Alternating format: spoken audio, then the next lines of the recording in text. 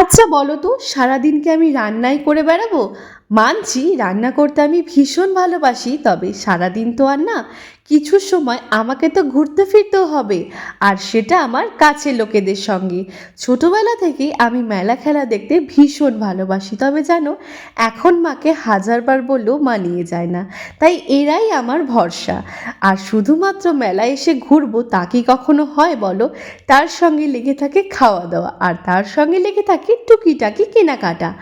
যদিও সবসময় সব কিছু কেনা হয়ে ওঠে না, দেখেই চলে আসি। ওই যে আমি একটা মেয়ে। আর এই মেলার মেন আকর্ষণ কি জানো? এই সবজিগুলো, অনেক বড় বড় সবজি, যা তোমরা এই মেলায় দেখতে পাবে। তবে কিছু কিছু যেন বিক্রি হয়ে গেছে। ওই দেখো, কথা বলতে বলতে ভাবলাম একটা ভুট্টা খেয়ে নিই।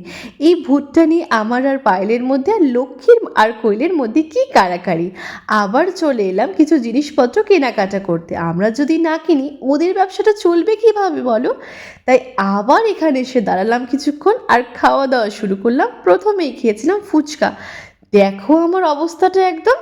জানো, এখানকার ফুচকাটা ভীষণ টেস্টি ছিল। ওই যে শুধু ফুচকাই খাচ্ছিলাম না, গানের তালে তালে নাচছিলাম। আজকে এই ফুচকাটা আমি প্রথমবার খেলাম, যেটা হলো পানির ফুচকা, তাও আবার কোয়েলের দৌলতে।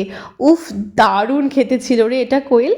আর জানো, আর তারপর আমরা কি করেছিলাম, মথুরা কেক নিয়েছিলাম। আর আজকের দিনটা শেষ করলাম এই এগ রোল দিয়েই। টাটা।